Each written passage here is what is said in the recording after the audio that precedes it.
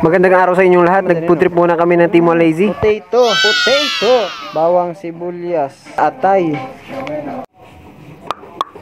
Matanugon man ang tadtada na eh. Pwede na to mga kaoye. May baby talong guys. Oh. Yan po ang bunga niya po. Hayop na talong ni. Kulang sa nutrients. Po kasi siya. Luto ng food drip.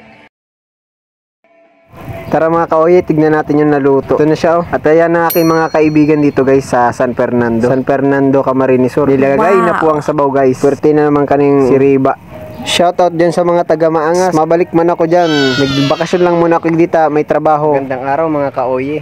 Magugulay kami ng talbos kamote. Masustansya to. Bagong pitas ko yan dyan. Oh. Napakadaming dahon ng kamote. Pampadagdag daw to ng dugo. Maganda to sa mga low blood. Sabi nga po ni Kapitana Marilyn Romero ay kumain daw ako ng talbos kamote. Pampadagdag daw po yan ng dugo. Ito na po kaoye ang aking nakuha. Medyo madami-dami na to. Ginisa sa sardinas na may sabaw. Nilagay na ang gulay.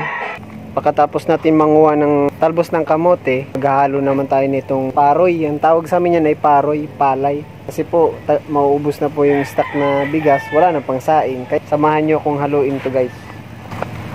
Ito, may gamit akong kalaykay.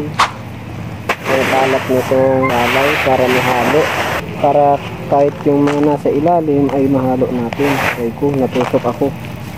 Tapos na po natin haluin. Ang bahay po nila ay parang hacienda, malawak po yan. Kung nakikita nyo sa araw ay hindi na ako nagtatakip. Pati lang kahit umitim, babalik naman yan sa dati yung kulay natin guys. Mas maganda nga sa lalaki yung medyo may itim-itim ka kasi parang brusko tignan. Yung yung parang macho. Kaya kita nila na parang masipag tong lalaki kasi bilid to sa araw babad to sa araw sa mga gawain ganyan. Kaya mga kaoye, huwag nyo ikahiya kahit maitim kayo. Yes! Ipagmalaki nyo yan kasi yan ay bunga ng pagsisikap. Hanggang igdi na lang po muna kita guys. Sana kumain na din kayo. Huwag kayo magpapalipas ng pagkain kasi isa sa mga dahilan kung ba't tayo nagkakasakit dahil sa lipas ng pagkain.